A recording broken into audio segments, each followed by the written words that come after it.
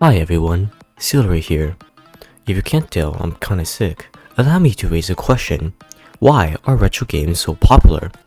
Why does nostalgia seem to be a selling point for so many games you see today? Video games have gone under great change in the past few decades, going from small files on floppy disks to what they are today.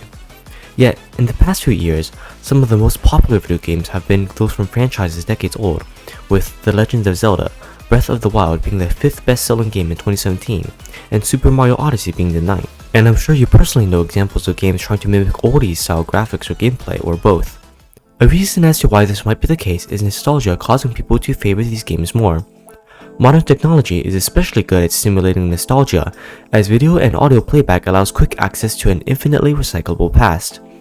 Video games in particular are also interesting mediums for nostalgia, as they allow you to not only recall but also re-experience the same things you did many years ago. Nostalgia has been also shown to elicit positive emotions and decrease desire for money, which makes it an especially great tool for video games to incorporate in order to boost sales. I also thought that it would be a good time to make this video with my love for the game Reverse 1999 and the recent reception to the new and infamously quote-unquote indie game Mixtape. Now, before we begin getting into the effects of video games being a good medium for nostalgia, we need to establish what nostalgia actually is first. Nostalgia, when it was first coined by Johannes Hofer in the 17th century, used to just mean a strong sense of homesickness. However, German philosopher Immanuel Kant noted in 1798 that nostalgic people were often disappointed when they returned to places in their youth, suggesting that nostalgia is the desire not to return to a place, but rather a time. Video games, as stated earlier, allow players to re-experience the same things they did years ago, which creates the illusion of returning to an earlier place in time. Video games are paradoxical mediums of nostalgia, being the latest form of entertainment and storytelling through technology, but also becoming obsolete the fastest. Online game servers can permanently shut down, early discs can suffer from data rot, and even restored retro arcade machines are no longer filled to the brim with their same original hardware, replaced with updated, but much less voluminous technology. The implication here is that video games are and will continue to be great mediums of nostalgia for the foreseeable future as technology continues to advance. Now that we have established video games as a good medium for nostalgia, we can begin to examine the positive effects they would bring. The most prominent example which can be seen throughout history in not just video games is the marketing aspects to increase sales. I'm talking about songs, books, movies, and more. One research article concludes that there is a positive correlation between nostalgia marketing and an increase in consumers' purchase intention. A separate study found that people were more likely to value products higher after being exposed to nostalgic marketing techniques and be more likely to purchase said products. An example of this in action is how many pub and bar owners installed retro arcade machines, with Pac-Man being one such example, in their locations in the 2010s. Given what we just learned, it can be concluded that this is a strategic maneuver to get consumers to buy more food, increasing business revenue. So, nostalgia can be used in video games to boost sales. But I want to make the distinction here that even among games that use nostalgia, there are different tiers to how they incorporate it. Yes, Reverse 1999 has its own faults in a lack of character diversity and bad culture portrayals. Even if Reverse has more people of color than most other gacha games and is very explicit in its queerness, the fact is that it is by no definition the holy grail of representation. Still, for what it's worth, I can never forget my first experience playing Reverse. I'm not like you.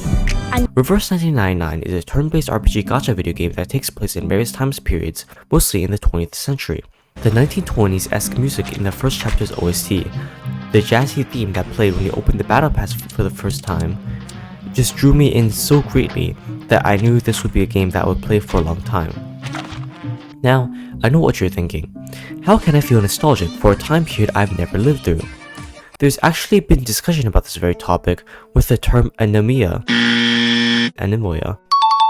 being coined to describe the term of feeling nostalgic for something you vividly imagine in your mind but have never actually experienced.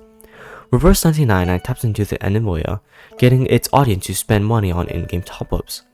If you want to know more about this topic, you can do some research yourself online. The other nostalgia game I mentioned earlier, Mixtape, has a slightly different approach. It mostly panders to middle-aged dads who work as game journalists and no longer have the eye-hand coordination to play any other kind of game, so they resort to spamming buttons to flick fucking light switches like jingling keys in front of a baby, except for the baby is a 30-year-old balding fat incel child who gets paid off to leave a 10 out of 10 review for a game with less human interaction than visual novels. The game literally plays itself, bro. But I didn't do that. The game did that. On its own. Almost like this should have been a fucking movie. Besides these games and all the other ones trying to develop this nostalgia-based marketing style, nostalgia marketing has been developing within game subcultures as well. The term retroslop recently made its debut among Roblox players who refer to people who follow the resurgence of recreating clunky outfits or games to mimic an early 2010s style. People, typically children given that it's Roblox, spend money to buy these cosmetics or perks in games, and a small portion of that purchase is given to creators of those cosmetics or games. In conclusion, nostalgia will probably remain to be constantly seen in video games for a long time. If this video looks like it was made in a rush, that's because I've had to edit this entire thing in one day to meet the time constraint for reverse 99 and its patch throughput for upload quota. The general idea for this video has been bouncing around in my head for years at this point, since even before I made videos for reversed, but I finally got the chance to make this video today. Thank you all for watching, have a nice rest of your day, and peace.